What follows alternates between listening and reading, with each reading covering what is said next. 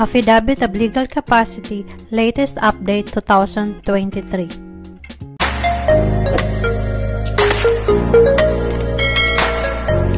Hello guys! Welcome back to the Swanborg channel. Sa video na ito, ang pag-uusapan natin ay ang extension ng legal capacity na local notarized or pwede mapano tayo sa kahit anong notary public. Ayon sa PSA o Philippine Statistics Office, naglabas sila ng bagong memorandum, Article number 2023-16, na ang local civil registrar ay natasan na tanggapin ang locally notarized legal capacity hanggang July 31, 2023. Gayunpaman, sa pagpapatupad nitong PSA memorandum, ang embahada ng USA, UK, Canada at Australia ay humiling na extension na tanggapin ang locally notarized affidavit of legal capacity ng mga local civil registrar.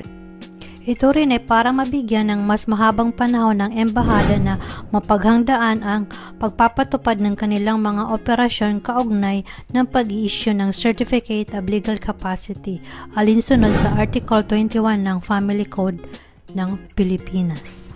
Ito ay natasan ng local civil registrar na tanggapin ang locally notarized legal capacity hanggang October 31, 2023. Pagkalipas ng nasabing panahon ng mga mamamayan ng nasabing apat na bansa tulad ng USA, UK, Canada at Australia ay direktang pupunta sa kanilang embassy para makuha ang affidavit of legal capacity, ay isang requirement para sa pagpapakasal dito sa Pilipinas.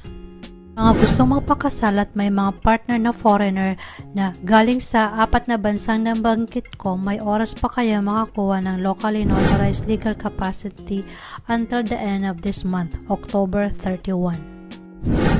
Napakadali at affordable at less hassle para makakuha ng locally notarized legal capacity.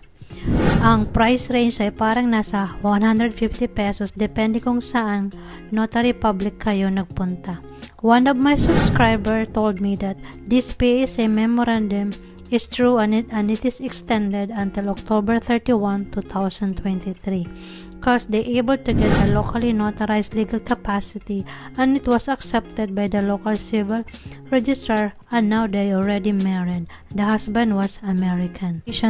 Para sa mga gustong magpakasal, mag-iiwan ako ng link sa comment and description section para sa copy ng legal capacity at PSA memorandum. Maaari mong i-print ito para sa iyong sariling layunin. Video, please like, share and subscribe and comment below and click the notification bell button for my upcoming videos. Thank you and God bless.